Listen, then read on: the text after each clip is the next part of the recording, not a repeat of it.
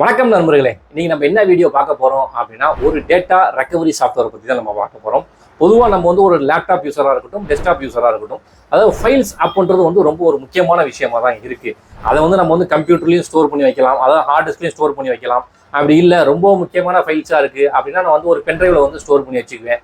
அப்படி இல்லாட்டி extra heart டிஸ்கில் நான் ஸ்டோர் பண்ணி வச்சுக்குவேன். அந்த மாதிரி நம்ம ஸ்டோர் பண்ணி வச்சாலுமே நமக்கு திடீர்னு அந்த ஃபைல் மிஸ் ஆயிடுது. எங்கே போனிச்சுன்னு தெரியல, டெலிட் ஆயிடுச்சா, ஃபார்மட் ஆயிடுச்சா, கரெக்ட் ஆயிடுச்சா, மால்வர் அட்டாக் ஆயிடுச்சா, என்னன்றதே தெரியாமல் இருக்கும், ரொம்ப கன்ஃபியூஷன்ல இருக்கும். ஸோ அந்த மாதிரி டைம்ல நீங்கள் பேனிக் ஆகக்கூடாது. ஏன்னா இப்போ நான் சொல்ற சாஃப்ட்வேர், அதாவது 4D டிச் டேட்டா ரெக்கவரி சாஃப்ட்வேர், இந்த சாஃப்ட்வேர் மூலியமா நம்ம டேட்டாஸை ஈஸியாகவே ரெக்கவர் பண்ண முடியும். அது இந்த 4D டிச் டேட்டா ரெக்கவரி வச்சு நம்ம என்ன பண்ண முடியும் அப்படின்னு கேட்டீங்கன்னா, இப்போ நான் சொன்ன மாதிரி தான், அதாவது எக்ஸ்டர்னல் ஹார்ட் டிஸ்காக இருக்கட்டும், பென்ட்ரைவாக இருக்கட்டும், நம்ம விண்டோஸில் இருக்கிற ஃபைல்ஸ் கரெக்டானாலும் சரி, இது எல்லாத்தையுமே பார்த்தீங்கன்னா ஈஸியாக இந்த 4D டிச் டேட்டா ரெக்கவரி மூலியமா நம்ம ஈஸியாக ரெக்கவர் பண்ணிட முடியும். 4D டிச் டேட்டா ரெக்கவரியை பொறுத்த அளவு 2 வெர்ஷன் கொடுக்குறாங்க. ஒன்று ஃப்ரீ வெர்ஷன் கொடுக்குறாங்க, இன்னொன்று ப்ரோ வெர்ஷன் கொடுக்குறாங்க. அதுக்கான லிங்கை நான் டிஸ்கிரிப்ஷன்ல கொடுத்துருக்கேன், அதை நீங்க கிளிக் பண்ணிங்க. நீங்க அந்த டிஸ்கிரிப்ஷன்ல உள்ள லிங்கை கிளிக் பண்ண உடனே இந்த மாதிரி பேஜ் ஃபர்ஸ்ட் ஓப்பன் ஆகும். அதுல பாத்தீங்க அப்படின்னா உங்களுக்கு ரெக்கவரி அப் டு 2 GB வரைக்கும் ஃப்ரீயாவே நீங்க ரெக்கவர் பண்ணி எடுத்துக்கலாம் அப்படின்ற மாதிரி சொல்லியிருக்காங்க. சரி, ரைட்டு. இதுல நம்ம ஃப்ரீ வெர்ஷனை எப்படி நம்ம டவுன்லோட் பண்றது அப்படின்னு கேட்டீங்கன்னா, கீழே வந்தீங்க அப்படின்னா அதுல ஃப்ரீ டவுன்லோட் அப்படின்னு சொல்லி ஒரு ஆப்ஷன் இருக்கும், அதை நீங்க கிளிக் பண்ணணும். அதை நீங்க கிளிக் பண்ண உடனே ரைட் சைட் கார்னர்ல பாத்தீங்க அப்படின்னா அந்த EXE ஃபைல் டவுன்லோட் ஆகி முடிச்சிடும். அந்த EXE ஃபைலை நீங்க கிளிக் பண்ணீங்க அப்படின்னா நெக்ஸ்ட் நமக்கு செலக்ட் செட்டப் லாங்குவேஜ் அப்படின்னு சொல்லி கேட்கும். அதுல நீங்க ஓகே கொடுத்துருங்க. ஓகே கொடுத்த பிறகு இதுல ஐ அக்செப்ட் த அக்ரிமெண்ட் அப்படின்னு சொல்லி கேட்கும், நெக்ஸ்ட் கொடுத்துருங்க. நெக்ஸ்ட் பாத்தீங்கன்னா செலக்ட் டெஸ்டினேஷன் லொகேஷன் கேட்கும், அது நீங்க நெக்ஸ்ட் கொடுத்துருங்க. நெக்ஸ்ட் கொடுத்த பிறகு பாத்தீங்கன்னா இன்ஸ்டாலேஷன் ஆக ஆரம்பிச்சிடும்.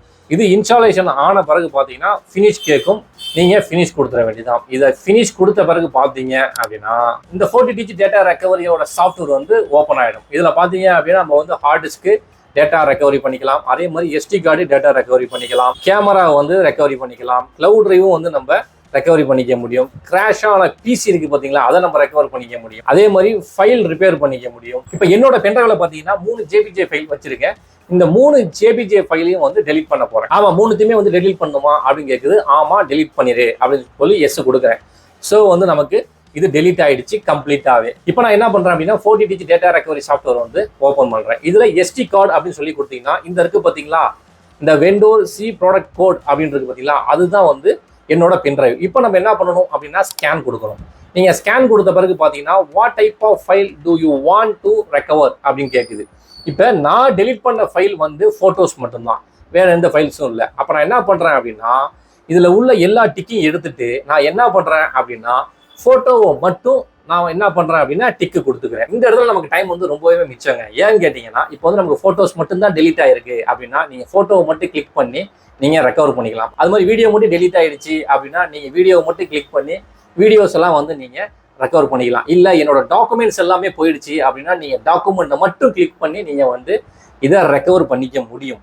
அதுதான் இந்த சாஃப்ட்வேரோட பெரிய ப்ளஸ்ஸாகவே இருக்கு. நம்மளோட டைம் ரொம்பவுமே மிச்சம் பண்ணி கொடுக்குது. கேன் ஒன்லி ஃபோட்டோஸ் அப்படின்னு சொல்லி நான் கொடுக்குறேன். இப்போ என்ன ஆகுதுன்னு கேட்டீங்கன்னா இப்போ டெலிட் ஆன ஃபைல்ஸ் எல்லாமே, அதாவது இந்த பென்ட்ரைவ்ல உள்ள முன்னாடி உள்ள டேட்டாஸ் எல்லாமே பார்த்தீங்கன்னா கொண்டு வருவதில்லை. அப்படின்றப்ப இது ஃபுல்லாகவே லோட் ஆகிட்டு இருக்கு. ஸோ இந்த இடத்துல பார்த்தீங்க அப்படின்னா நம்ம டெலிட் பண்ண 3 ஃபைல்ஸுமே இங்கே ஷோ ஆகுது. அப்படின்றப்ப நம்ம என்ன பண்ணுவோம் அப்படின்னா இது 3த்தையும் டிக்கு கொடுத்து எடுத்துக்கிறோம். இதுல நமக்கு என்ன டேட்டாஸ் தேவையோ அந்த டேட்டாஸை மட்டும் பர்டிகுலரா டிக் பண்ணி நம்மளால ரெக்கவர் பண்ணிக்க முடியும். நெக்ஸ்ட் பாத்தீங்கன்னா கீழே ரெக்கவர் அப்படின்னு சொல்லியிருக்கா, அந்த ரெக்கவரை கிளிக் பண்ணிருங்க. ரெக்கவரை கிளிக் பண்ண பிறகு இப்போ ஸ்கேன் கம்ப்ளீட் ஆயிடுச்சு, ஓகே அப்படின்ற மாதிரி கேட்கும். இது கேட்ட பிறகு நம்ம என்ன பண்ணணும் அப்படின்னா இந்த நம்ம ரெக்கவர் ஆனிச்சுல ஃபைலு, நான் இப்போ 4 ஃபைல்ஸ் கொடுத்துருக்கேன்.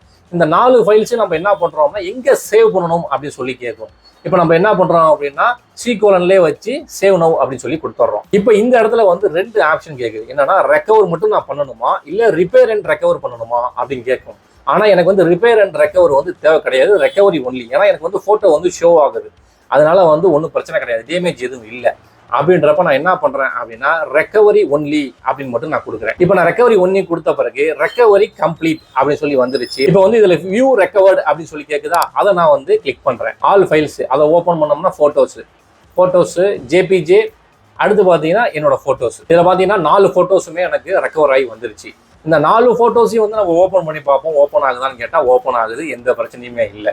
அதாவது டேமேஜ் ஆகாமல் நமக்கு வந்து இந்த டேட்டா வந்து ஈஸியாக ரெக்கவர் பண்ணி கொடுத்துருச்சு. சரி ப்ரோ, இதில் வந்து இந்த 2 GB ஃப்ரீன்னு சொல்லியிருந்தீங்களே, அது எப்படி ப்ரோ அப்படின்ற மாதிரி நீங்கள் கேட்கலாம். இது எப்படி அப்படின்றத சொல்கிறேன். நீங்கள் வந்து அந்த சாஃப்ட்வேர் வந்து ஓப்பன் பண்ண பிறகு ரைட் சைட் கார்னரில் பார்த்தீங்க அப்படின்னா ஷேர்ன்னு இருக்கும். அதை நீங்கள் கிளிக் பண்ணிங்கன்னா நீங்கள் வந்து ஒரு ஃபேஸ்புக்லேயோ இல்லை ட்விட்டர்லேயோ வந்து இதை நீங்கள் ஷேர் பண்ணீங்க அப்படின்னா உங்களுக்கு வந்து 1.5 GB வந்து ஃப்ரீயாகவே வந்து டேட்டாவை ரெக்கவர் பண்ணிக்க முடியும்.